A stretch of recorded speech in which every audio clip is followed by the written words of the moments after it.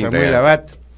¿Qué tal? Qué gusto. Mucho gusto tenerlo nuevamente. Pero durante mi gestión recién llega Samuel Abad, no sé, no, antes no lo habíamos tenido. No, para nada. Este es el relanzamiento. Samuel Abad viene, es un buen interlocutor, no solo político, analista, especialista en derecho constitucional, y para eso justamente lo hemos invitado, para conversar respecto a los temas de actualidad en torno a el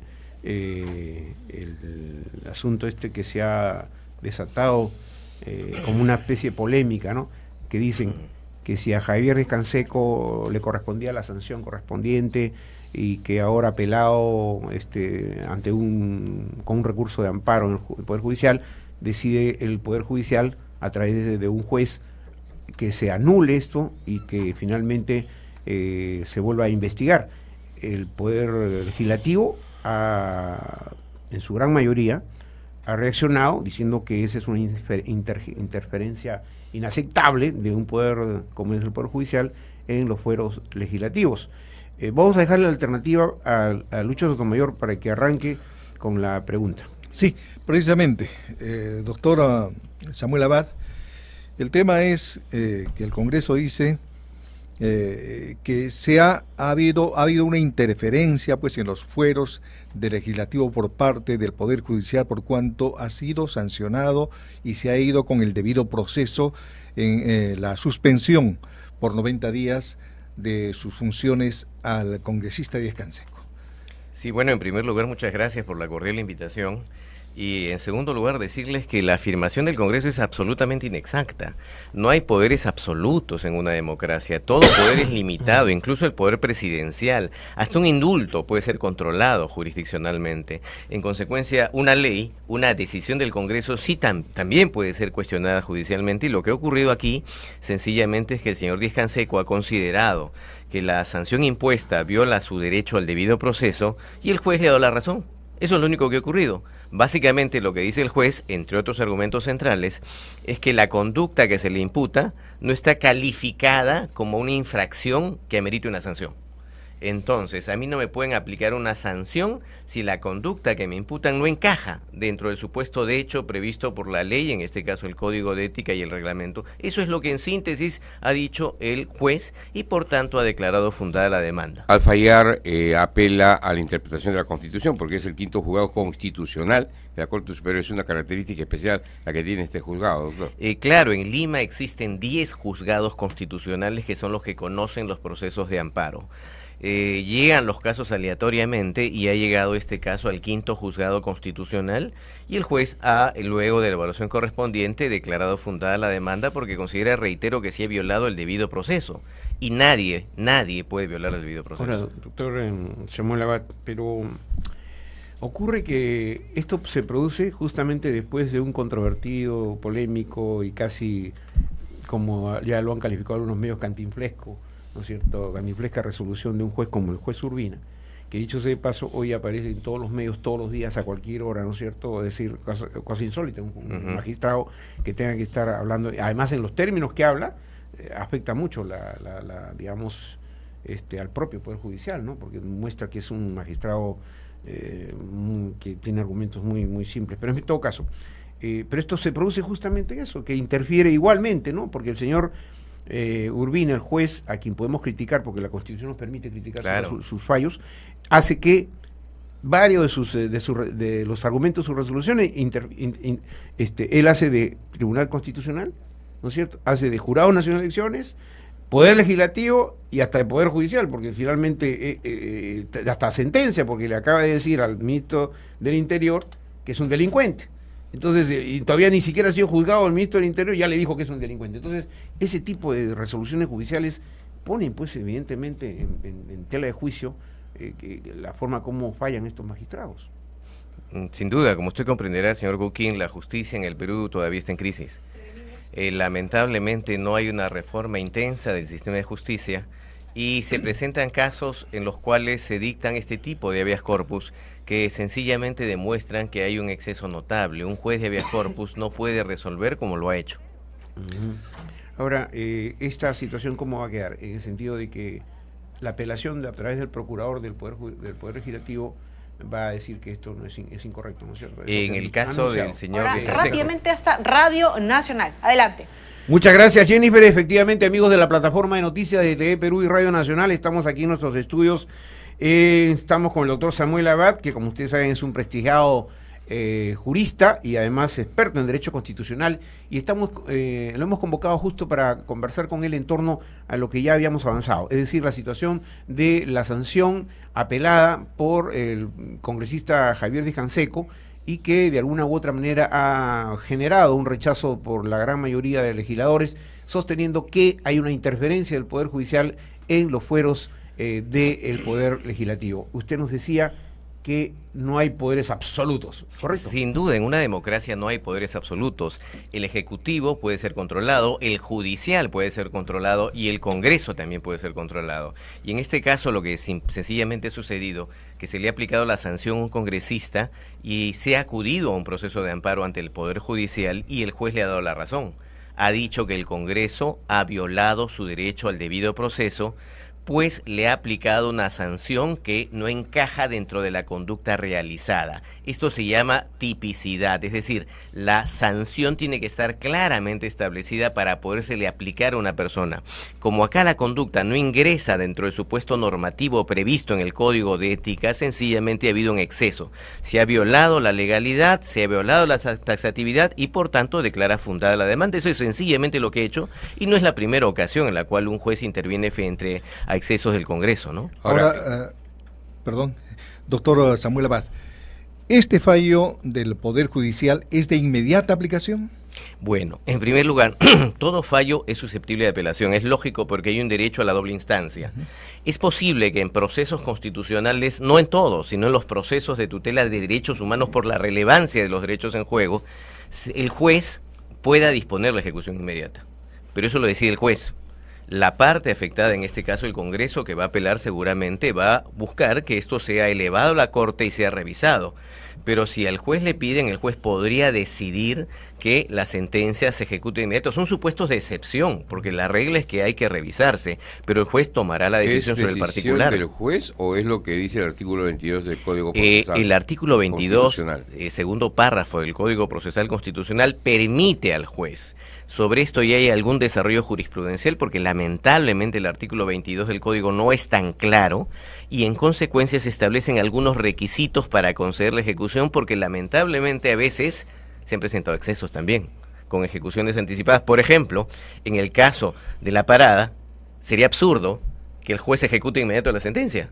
Sería absurdo, porque generaría, en vez de resolver un conflicto, incrementaría el conflicto. Bueno, pero este juez Urbina prácticamente ha anunciado que sí, que va a ordenar, incluso ejecutar la medida del habeas corpus, que por cierto ha sido extendida a otros argumentos que no necesariamente tienen que ver con la libertad individual. Pero en todo caso, doctor Samuel Abad, en la situación obviamente en la que está el congresista Javier Díaz Canseco, que está en una situación de salud muy, muy difícil, ¿esto podría tener una solución política o necesariamente va a tener que ser una solución jurisdiccional? Son dos planos distintos. La solución jurisdiccional está en su camino. Pero ¿qué pasaría si mañana deciden en el Pleno levantarle la medida por, no sé, por solidaridad al estado en que se encuentra? Porque puede pasar. Claro, podría suceder. Puede pasar. Entonces, ¿qué queda? ¿Trunco?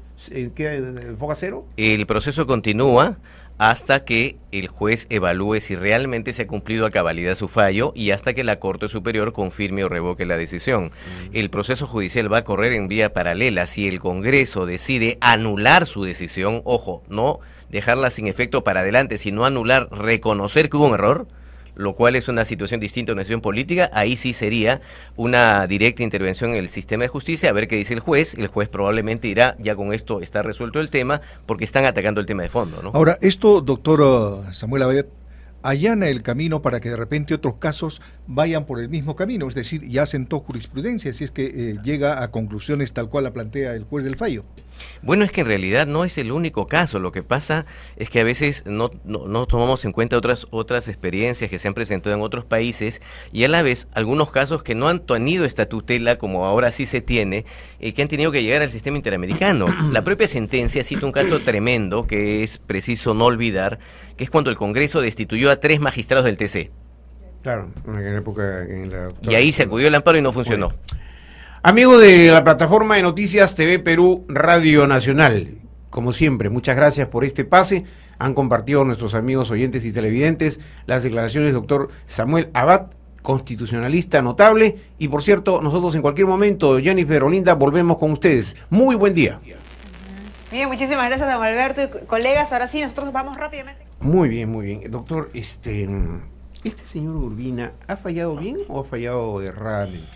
Incorrectamente. Basta revisar la sentencia para darse cuenta de la peculiar redacción y el peculiar argumento que utiliza. ¿Ese argumento de Sancho Panza vale? ¿No? En Del absoluto. Quijote, ¿no? Y del Quijote. A mí lo que creo que no hay que olvidar es cuál es la finalidad de un habeas corpus.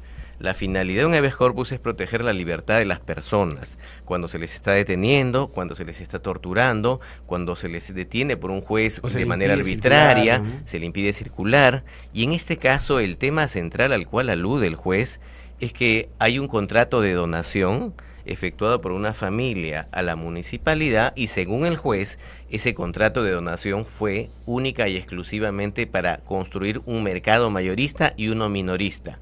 Y como quiera que la alcaldesa ha dispuesto que eso cambie, esa situación cambie, en consecuencia ya no sea un mercado mayorista, todo lo que ha hecho es nulo. No, es pero decir, no siquiera es una disposición de la alcaldesa, es una ordenanza municipal. Exacto, es una que la ordenanza aprueba municipal. la gran mayoría de los regidores. Con rango de ley. Con rango Con de ley. rango de Entonces, ¿puede un juez anular? Ahora, ya él se dio cuenta que había cometido un desliz jurídico porque envió inmediatamente un correctivo y ha dicho, no anulo, declaro inaplicable, dice, ¿no? O sea, pero ya se había equivocado. O sea que puede ser ese argumento también para desbaratar todo el habeas corpus. Claro, porque en realidad está ingresando a temas que no son objeto de debate en un habeas corpus. En un habeas corpus no se interpretan contratos.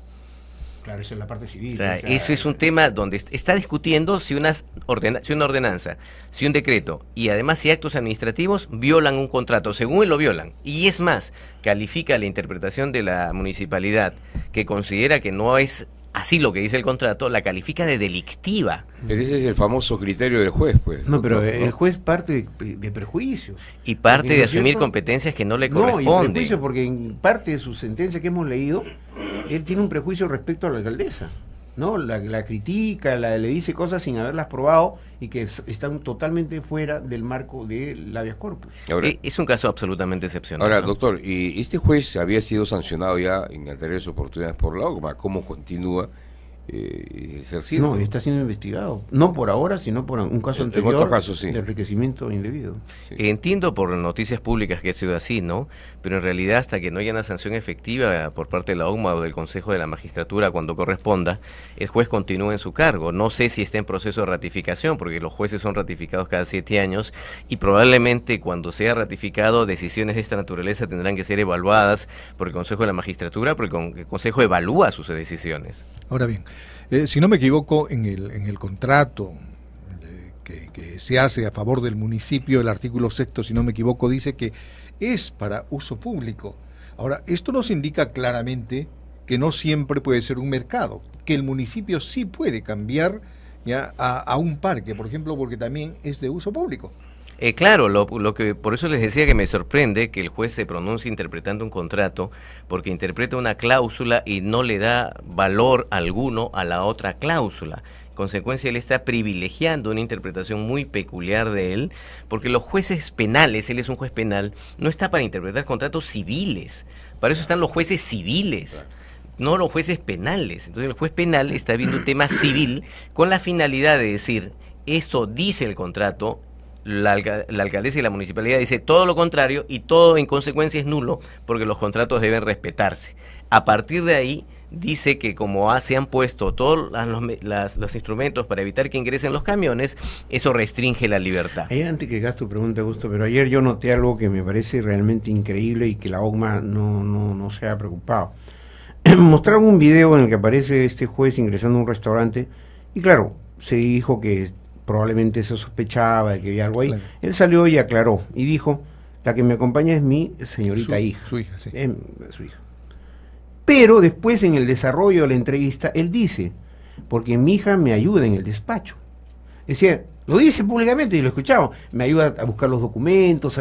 Yo me pregunto, ¿un juez se auxilia de sus familiares más cercanos para resolver sobre casos tan graves como los que pueden tener en sus manos? Es una institución pública.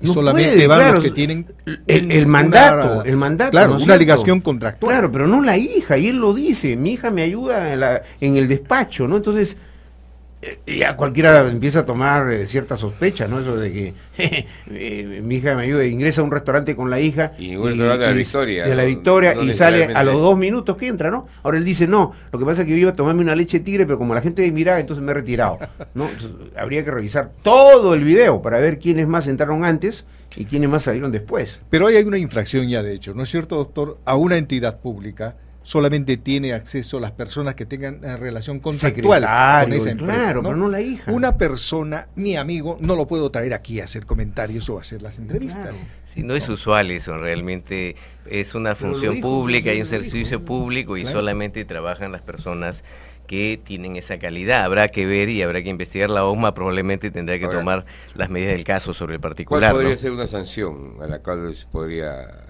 acceder? Considerando que prevaricado? ese fallo, ¿Ha habido prevaricato? No sería yo capaz de calificar esto como prevaricato, eso lo tienen que calificar las instituciones competentes, porque es una calificación delictiva. En el prevaricato hay que evaluar si hubo dolo o no hubo dolo para esto. Lo que sí me parece es que es una resolución absolutamente absurda y sin ningún sustento, y que sencillamente en vez de resolver un conflicto lo agrava. Y lo que me parecería mucho más grave, y eso sí habría que ser muy claro, es que esta sentencia no se puede ejecutar de inmediato. Hace un momento usted me hablaba de la ejecución inmediata. Es muy delicada esa figura, porque si esto se ejecuta de inmediato, va a significar que le va a ordenar a la municipalidad que haga lo que está diciendo acá, y que si no lo hace, ¿Pero puede haya ordenar? ¿Tiene percibido. esa facultad? Cuando dispone el juez ejecutar de inmediato, tiene facultades para hacer cumplir su mandato. Lo que sí es clarísimo hoy día es que un juez nunca puede destituir a una alcaldesa o a un alcalde. Han habido casos de excesos donde algún juez trató de destituir a un alcalde, al amparo del famoso artículo 22. Y lo que dijo el Jurado Nacional de Elecciones, que es el órgano competente para examinar los casos de destitución de alcalde, porque obviamente el alcalde no se iba, fue que los únicos supuestos de destitución de un alcalde son vía la revocación o vía la vacancia. Un juez no está capaz, no tiene competencia para destituir un funcionario de elección popular como alcalde. O sea, el juez cuando dice la puedo destituir es algo absolutamente ilegal. ¿Ha leído mal la norma entonces? Lo que Por ocurre decirlo es menos. que tengo la impresión que tiene un desconocimiento O o una estaba en el intencionalidad distinta, ¿no? Doctor, quería Increíble. para ya culminar un poco. No quiero con esto agravar ni crear situaciones en un país como el nuestro con tanta informalidad, pero así como existen familias disfuncionales, este Estado es medio disfuncional, ¿no? Porque, ¿qué ocurre? No tenemos defensor del pueblo, de que usted había desempeñado en su momento interinamente el cargo. No tenemos miembros del tribunal ya titulares elegidos del Tribunal Constitucional. Todo está a la expectativa, en el Banco Central, a la expectativa. O sea, yo me pregunto, los legisladores no sienten que el país necesita ya estabilizar todas sus instituciones, porque si no parecemos un Estado disfuncional, ¿no? Porque todo está provisional, todo está, es decir, esto me imagino que usted como constitucionalista le debe preocupar, ¿o no? Sin duda, porque en realidad en el Perú se reconoce mucho el avance en materia económica y sobre eso nadie discute, pero el avance en materia económica no va de la mano en el avance institucional. Los temas centrales siguen en crisis, el tema de la reforma de la seguridad ciudadana. Es una situación crítica. Acabo de escuchar en la mañana que un congresista lo han asaltado en su domicilio al interior del país. O sea, es increíble. En consecuencia, esta debilidad institucional se ve enturbiada porque a veces nuestros políticos prefieren debatir temas coyunturales y no los temas centrales. Aprovechar su presencia sobre este tema que ha estado en algunos medios de comunicación. No se le ha dado la importancia de vida, pero sí creemos que es un tema muy humano.